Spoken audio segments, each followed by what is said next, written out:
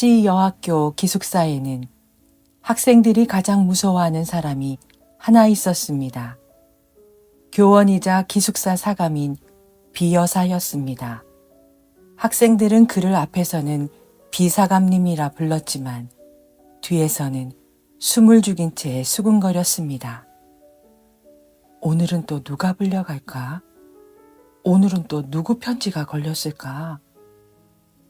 비여사는 40에 가까운 혼자 살아온 여자였습니다. 늘 검은 옷을 단정히 입고 머리카락 하나 흐트러진 것을 참지 못했으며 작은 안경 너머로 학생들을 바라볼 때면 그 시선만으로도 복도 전체가 조용해졌습니다.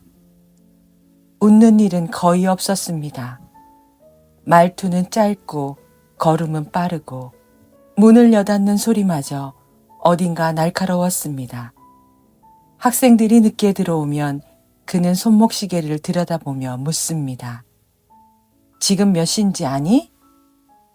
그 한마디에 학생은 변명할 말을 잃었습니다. 치맛자락이 조금 흐트러져도 머리 리본이 삐뚤어져도 복도에서 웃음소리가 조금만 커져도 비여사의 눈은 곧장 그곳을 향했습니다. 그리고 그가 가장 싫어하는 것은 따로 있었습니다. 바로 러브레터였습니다. 시 여학교는 이름난 여학교였고 기숙사에는 젊고 예쁜 학생들이 많았습니다. 그래서인지 학교 앞으로는 하루가 멀다 하고 편지가 날아들었습니다. 봉투 겉에는 학생의 이름이 적혀 있었고 안에는 어김없이 사랑한다느니 보고 싶다느니 죽을 만큼 그립다느니 하는 말들이 들어 있었습니다. 비여사는 그런 편지를 보는 순간 얼굴이 굳었습니다. 편지 봉투를 집어드는 손끝은 떨렸고 입술은 가늘게 다물렸습니다. 그는 마치 세상에서 가장 더러운 것을 본 사람처럼 편지를 책상 위에 내려놓았습니다. 그리고 곧 종을 울렸습니다. 아무개 학생, 사감실로 오라고 해. 그 말을 들은 학생은 얼굴이 하얗게 질렸습니다. 자기가 보낸 것도 아니고 자기가 부탁한 것도 아닌 편지였습니다. 누구인지도 모르는 남학생이 몰래 보낸 편지일 때도 많았습니다. 하지만 그런 사정은 비여사에게 중요하지 않았습니다. 학생이 사감실 문 앞에 서면 안에서는 잠시 아무 소리도 들리지 않았습니다. 그 침묵이 더 무서웠습니다. 들어와. 문을 열고 들어서면 비여사는 이미 책상 앞에 앉아 있었습니다. 등은 꼿꼿했고 안경 너머의 눈빛은 차갑게 가라앉아 있었습니다. 학생이 겨우 고개를 숙입니다. 저를 부르셨어요?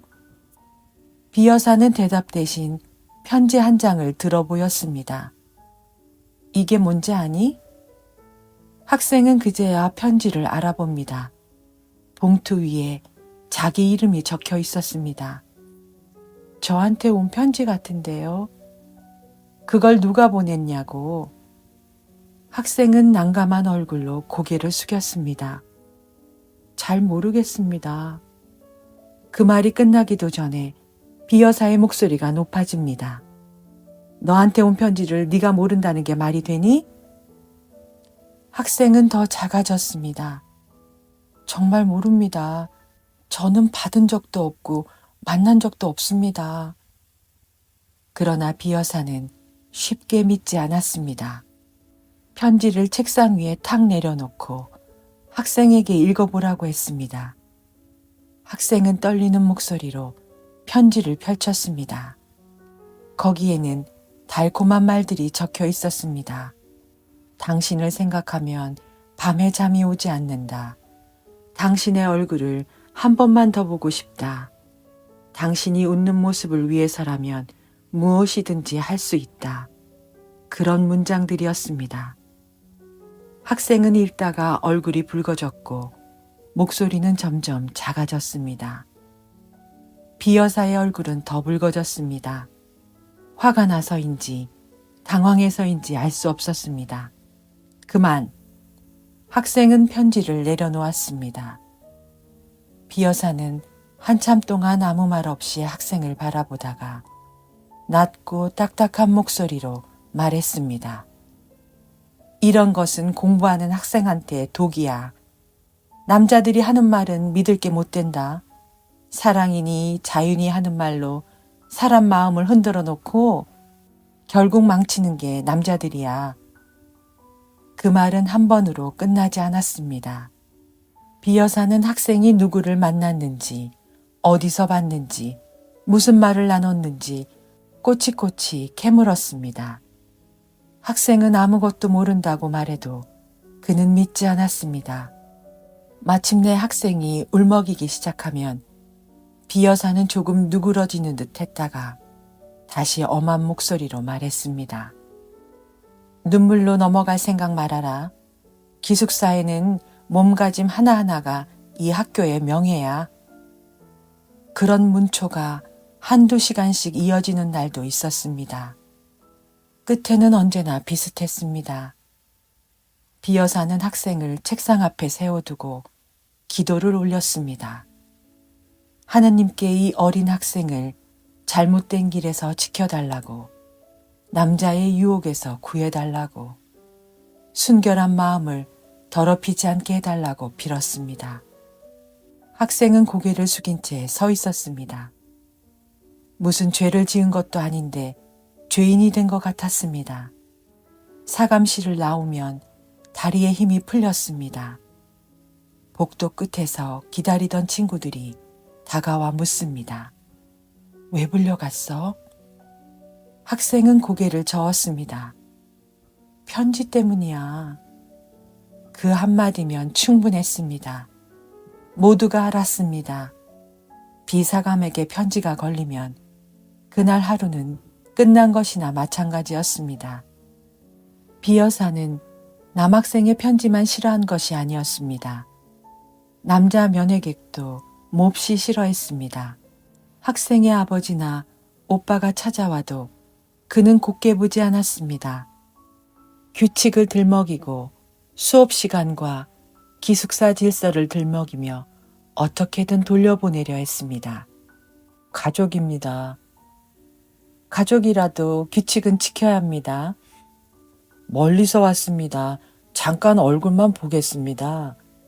안 됩니다. 그 말은 너무 단단해서 더 밀고 들어갈 틈이 없었습니다. 학생들 사이에서는 불만이 쌓였습니다.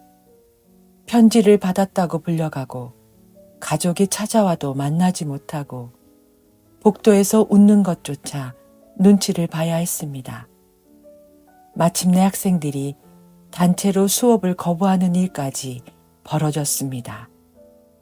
교장도 비 여사를 불러 주의를 주었습니다. 학생들을 너무 몰아붙이지 말라고, 규칙도 중요하지만 아이들의 마음도 살펴야 한다고 말했습니다. 그러나 비 여사는 쉽게 물러서지 않았습니다. 제가 맡은 기숙사에서만은 그런 흐트러진 일이 없어야 합니다. 그의 대답은 늘 같았습니다. 그렇게 시의어 학교 기숙사는 겉으로는 조용했지만 속으로는 답답한 공기가 고여 있었습니다. 학생들은 비 여사를 무서워했고 비 여사는 학생들의 젊음과 웃음 그리고 사랑을 의심했습니다. 그런데 그의 가을, 그 기숙사에서 이상한 일이 생겼습니다. 처음에는 아무도 확실히 말하지 못했습니다. 밤이 깊고 복도에 불이 꺼지고 학생들이 모두 잠든 뒤였습니다. 어디선가 낮은 웃음소리와 속삭이는 소리가 흘러나왔습니다. 처음 그 소리를 들은 학생은 꿈인 줄 알았습니다.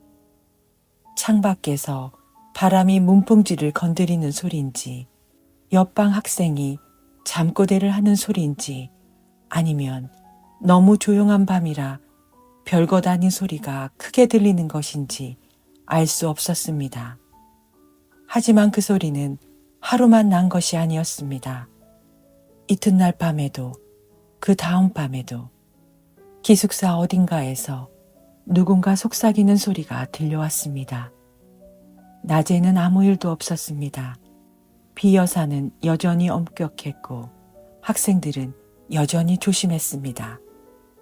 복도에는 발소리만 조용히 오갔고 사감실 문은 늘 단단히 닫혀 있었습니다. 그런데 밤이 되면 달랐습니다. 모든 불이 꺼지고 기숙사가 숨을 죽이면 어둠 속에서 이상한 목소리가 새어나왔습니다. 어느 밤이었습니다. 한 방에서 자던 세 학생이 거의 동시에 잠에서 깼습니다. 먼저 일어난 학생이 작은 소리로 동무들을 흔들었습니다. 얘들아, 일어나봐. 저 소리 좀 들어봐. 둘째 학생이 눈을 비비며 일어났습니다. 무슨 소리야? 그때 복도 어딘가에서 낮고 이상한 웃음소리가 들렸습니다. 그 셋은 그대로 굳었습니다. 셋째 학생은 다른 둘보다 조금 대담했습니다. 장난도 잘 치고 겁도 덜 먹는 아이였습니다. 그는 이불을 끌어안은 채 귀를 기울였습니다. 누가 얘기하는 것 같은데? 이 밤중에? 혹시 누가 몰래 들어온 거 아니야? 그 말이 떨어지자 셋은 서로 얼굴을 바라보았습니다. C 여학교 기숙사는 남자라면 그림자도 들어올 수 없는 곳이었습니다. 하물며 밤중에 몰래 들어온 남자라니 상상만 해도 무섭고 이상했습니다. 그런데 바로 그때 어둠 속에서 또렷한 여자 목소리가 흘러나왔습니다. 태훈 씨, 그러면 얼마나 좋을까요? 새 학생은 눈을 크게 떴습니다. 그 목소리는 어딘가 간드러지고 부드럽고 낯간지러웠습니다. 평소 기숙사에서는 들어본 적이 없는 목소리였습니다. 곧이어 남자의 목소리 같은 낮은 소리가 이어졌습니다. 경숙 씨가 좋다면 저는 더 바랄 게 없습니다. 제 마음은 오래전부터 경숙 씨에게 가 있었습니다. 셋은 숨을 죽였습니다. 이건 분명 사랑의 대화였습니다. 첫째 학생이 입을 막았습니다. 어머, 정말 누가 들어왔나 봐. 둘째 학생은 무서워하면서도 눈빛이 반짝였습니다. 말도 안 돼. 여기 어떻게 들어와? 셋째 학생은 이미 이불을 걷고 있었습니다. 가보자. 어딜? 저 소리 나는데 들키면 어쩌려고. 이런 걸 어떻게 그냥 자. 셋은 한참 망설였습니다. 무서웠지만 궁금했습니다. 무서운 마음보다 궁금한 마음이 조금씩 더 커졌습니다. 복도는 어두웠습니다. 달빛이 창문을 희미하게 비추고 마룻바닥은 발을 디딜 때마다 낮게 숨을 쉬는 것처럼 삐걱거렸습니다. 새 학생은 맨발로 조심조심 걸었습니다. 그들의 흰 잠옷이 어둠 속에서 작게 떠다니는 것 같았습니다. 소리는 점점 가까워졌습니다. 여자 목소리가 다시 들렸습니다. 이제 그만하세요. 너무 오래 그러시면 누가 보면 어쩌려고요. 이번에는 남자 목소리가 애원하듯 이어졌습니다. 남이 보면 어떻습니까? 저는 이 마음을 더 숨길 수 없습니다. 새 학생의 얼굴이 달아올랐습니다. 그들은 머릿속으로 마음대로 상상했습니다. 어쩌면 어떤 남학생이 밤중에 담을 넘어 들어왔을지도 몰랐습니다. 또 어쩌면 기숙사 안에 누군가가 몰래 그를 불렀을지도 몰랐습니다. 아니면 영화에서처럼 창문으로 끈을 내리고 그 끈을 타고 올라온 것일지도 몰랐습니다. 그 상상은 무서웠고 동시에 이상하게 아름다웠습니다. 하지만 소리가 나는 곳에 가까워질수록 새 학생은 이상한 사실을 깨달았습니다. 그 목소리가 들려오는 방은 학생들의 방이 아니었습니다. 사감실이었습니다. 세 사람은 그 자리에서 멈췄습니다. 사감실, 비 여사의 방. 남자의 편지를 그렇게 미워하고 남자 면회를 그렇게 막으며 사랑 이야기를 악마의 유혹처럼 말하던 바로 그 사람의 방에서 지금 사랑의 속삭임이 들려오고 있었습니다. 셋째 학생이 입술에 손가락을 가져다 댔습니다. 조용히 해. 그는 사감실 문 가까이 다가갔습니다. 방 안에서는 다시 여자의 목소리가 들렸습니다. 싫어요. 당신 같은 남자는 싫어요. 그 말 뒤에 곧 낮고 애절한 남자 목소리가 이어졌습니다. 나의 천사, 나의 하늘, 나의 목숨 같은 사람, 저를 이렇게 버리시면 저는 살 수 없습니다. 첫째 학생은 놀라서 둘째 학생의 팔을 붙잡습니다. 둘째 학생은 겁에 질렸지만 눈을 떼지 못했습니다. 셋째 학생이 문틈을 아주 조금 열었습니다. 그리고 세 쌍의 눈이 그 틈으로 방 안을 들여다보았습니다. 방 안에는 아무 남자도 없었습니다. 전등은 아직 꺼지지 않았고 침대 위에는 편지 봉투들이 어지럽게 흩어져 있었습니다. 학생들에게 온 러브레터였습니다. 책상 위에도 침대 위에도 바닥에도 편지들이 펼쳐져 있었습니다. 그 한가운데 비여사가 혼자 앉아 있었습니다. 그는 안경을 벗은 채였습니다. 낮에 보던 매서운 얼굴이 아니었습니다. 눈은 초점 없이 한 곳을 보고 있었고 입술은 떨렸습니다. 손에는 편지 한 장이 들려 있었습니다. 비여사는 누군가를 끌어안으려는 듯 두 팔을 벌렸습니다. 그리고 낮고 굵은 목소리로 남자의 말을 흉내냈습니다. 경숙 씨, 제 마음을 이제야 아셨습니까? 그러더니 곧 몸을 돌려 이번에는 여자의 목소리를 냈습니다. 아니에요. 저는 그런 말 믿지 않아요. 그는 혼자서 남자가 되었다가 여자가 되었습니다. 사랑을 고백하는 남자가 되었다가 수줍게 밀어내는 여자가 되었습니다. 편지 속 문장들을 붙잡고 혼자 대답하고 혼자 웃고 혼자 얼굴을 붉혔습니다. 새 학생은 숨도 제대로 쉬지 못했습니다. 비여사가 다시 편지 한 장을 집어들었습니다. 그는 그 편지를 아주 소중한 물건처럼 두 손으로 감싸쥐었습니다. 그리고는 편지를 뺨에 가져다 대었습니다. 그 얼굴에는 낮에 보던 분노가 없었습니다. 그 대신 오래 참고 눌러둔 외로움이 보였습니다. 누군가에게 한 번도 사랑받지 못한 사람의 부끄러운 갈망이 있었습니다. 그는 울 것 같은 목소리로 중얼거렸습니다. 정말인가요? 나를 그렇게 사랑하나요? 나를? 이런 나를요?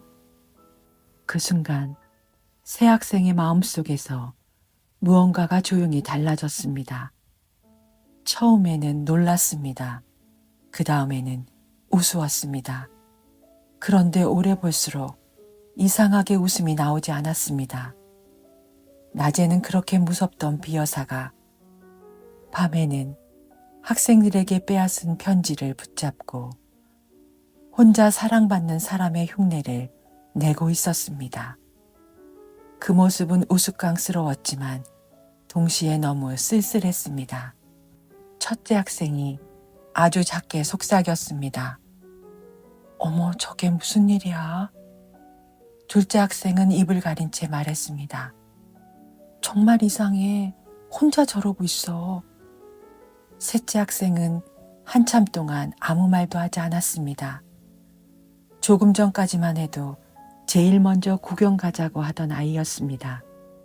장난을 치고 싶어 했고 남몰래 큰 비밀을 본 것처럼 들떠 있었습니다. 하지만 지금은 달랐습니다. 셋째 학생은 문틈에서 눈을 떼지 못한 채 아주 낮게 말했습니다. 불쌍해. 그 말이 복도에 작게 떨어졌습니다. 방 안의 비여사는 아무것도 몰랐습니다. 그는 여전히 편지를 들고 있었습니다.